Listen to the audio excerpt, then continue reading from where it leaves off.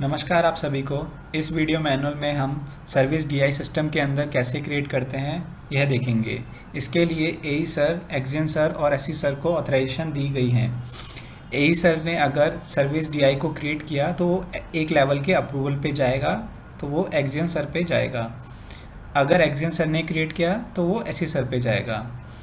Then हम अब जाते हैं SAP लॉगऑन पैड पे। SAP लॉगऑन पैड में जाने के बाद जब यूज़र अपनी आईडी लॉगिन कर लेंगे तो उसके बाद वो टी कोड चलाएंगे ME21N। ME21N टी कोड डालने के बाद हम एंटर करेंगे। एंटर करने के बाद आपके सामने क्रिएट परचेज ऑर्डर की एक स्क्रीन दिखेगी। इस स्क्रीन में हम ये इस आइकन पे जाएंगे, आइटम ओवरव्यू के। आइटम ओवरव्यू के आइकन पर जाने के बाद हम राइट साइड में जाएंगे जब तक हमें आउटलाइन एग्रीमेंट की टैब नहीं दिखती। आउटलाइन एग्रीमेंट में आप अपना कॉन्ट्रैक्ट नंबर जो क्रिएट हुआ था उसे डालेंगे और उसके सामने हम कॉन्ट्रैक्ट की आइटम लाइन जो होती है उसको डालेंगे। तो हमने एक लाइन का कॉन्ट्रैक्ट बनाया था तो वो 10 लाइन पे था।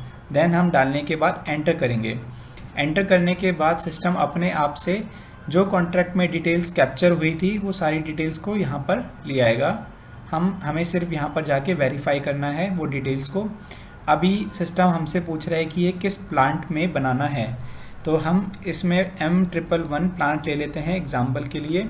M111 के बाद हमें यहाँ पर एक लिमिट सेट करनी होगी कि किस लिमिट का डीआई कर सकते हैं हम। तो लिमिट्स के टैब हमें यहाँ पर दिख रही है, हम इस पर क्लिक करें और आइदर अगर आपकी स्क्रीन में अगर आपको दिख नहीं रहा तो आप इस टैब पे क्लिक करके यहाँ पर आपको सारे ऑप्शंस दिख रहे हैं। तो अगर आप लिमिट पे क्लिक करेंगे तो आप यहीं पे पहुँच जाएंगे। देन ओवरऑल लिमिट के अंदर आपका जो कॉन्ट्रैक्ट की टोटल वैल्यू थी हम वो यहाँ पर डाल देंगे, दोनों जगह ओवरऑल लिमिट और एक्सपेक्टेड लिमिट में। देन ये डालने के बाद हम एंटर क्लिक करेंगे। एंटर क्लिक करने के बाद हम टैक्स कोड पूछेगा सिस्टम हमसे कि किस टाइप का टैक्स कटेगा इस डीआई के अंदर। तो हमारे पास बहुत सारे टैक्स के कोड्स हैं, जैसे कि अगर कोई भी हमारे पास नहीं टैक्स कट रहा तो 0 का है, उसके बाद 9% GST SGST के लिए, उसके बाद 2.5% GST SGST के लिए। आप अपने हिसाब से इसके अंदर देख सकते हैं कि कौन सा GST आपके लिए एप्लीकेबल है। उसके बाद हम इस केस के लिए 9% GST और SGST को ले लेंगे। तो हम यहाँ पर AA लेने के बाद हम एक बार एंटर करेंगे। एंटर करते ही हमारे पास ये लाइन क्लियर हो गई कि इसके ऊपर हम आगे फर्दर प्रोसेस कर सकते हैं। देन हम हेडर आइकन पे एक्सपेंड करेंगे इसको। हेडर आइकन को एक्सपेंड करने के बाद हमारे पास यहाँ पर बहुत सारी फील्ड्स होती हैं, बट हमारी जो 2 फील्ड्स हैं उनको हम एक बार एक्सप्लेन करेंगे। टेक्स्ट फील्ड्स है हमारे पास, जिसके अंदर आप सब्जेक्ट, रेफरेंस, बॉडी और सैल्यूटेशन, सिग्नेचर, ऐसे बहुत सारी फील्ड्स हैं। इसके अंदर हम यहाँ पर टेक्स्ट लिख सकते हैं। ये मैंडेटरी फील्ड नहीं है, तो अगर आपको लिखना है तो लिख सकते हैं, नहीं तो आप इसको छोड़ सकते हैं। देन इसके बाद हम जाते हैं कस्टमर डेटा के अंदर। कस्टमर डेटा के अंदर हमारे पास ये 2 चेक्स हैं। ये 2 चेक्स मैंडेटरी हैं, जैसे कि अगर आपने अटैचमेंट अपलोड का चेक नहीं लिया तो सिस्टम आपको, अगर हम यहाँ पर चेक करते हैं तो एक एरर देगा कि please confirm if document uploaded का। तो हम यहाँ पर अगर चेक कर लेते हैं तो अभी हमें सिस्टम डॉक्यूमेंट क्रिएट करने देगा, बट ये अभी अगले लेवल के अप्रूवल पे नहीं जाएगा जब तक हम ये चेकबॉक्स को ऑन नहीं करेंगे। तो इसलिए अब हमने दोनों चेकबॉक्स को टिक करके एक बार डॉक्यूमेंट को दोबारा चेक कर लेंगे तो कोई डॉक्यूमेंट में एरर नहीं है। अब एरर नहीं होने की वजह से हम इस डॉक्यूमेंट को सेव कर सकते हैं। तो हमने सेव पे क्लिक करने के बाद मैसेज पॉपअप में सेव को क्लिक कर दिया, तब एक डीआई नंबर जनरेट हो जाएगी हमारे कॉन्ट्रैक्ट के अगेंस्ट में।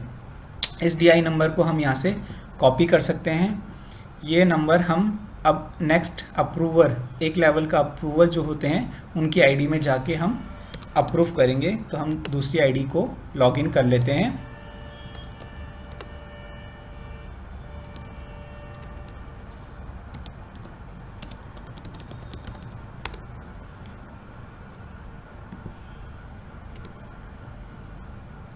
अब हम नेक्स्ट लेवल की अप्रूवर आईडी में जाने के बाद इसको अप्रूव करने का टी कोड होता है ZMM1007।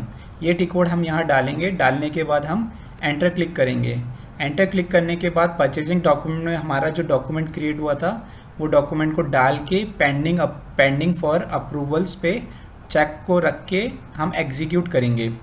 एग्जीक्यूट करने के बाद हमें ये लाइन दिख जाएगी कि ये डॉक्यूमेंट कब क्रिएट हुआ है और ये किस पर पेंडिंग है।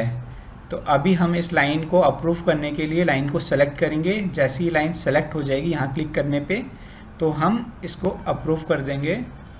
कमेंट्स में हम ओके या अप्रूव लिख सकते हैं या कुछ जो आपको लगे अप्रूव करते टाइम वो लिख सकते हैं। इनको सेव करते ही नीचे लिखा आ गया DI अप्रूव्ड। DI को अप्रूव्ड होने के बाद अब इस DI के ऊपर JE सर अपनी MB कर सकते हैं, वो हम नेक्स्ट वीडियो में देखेंगे।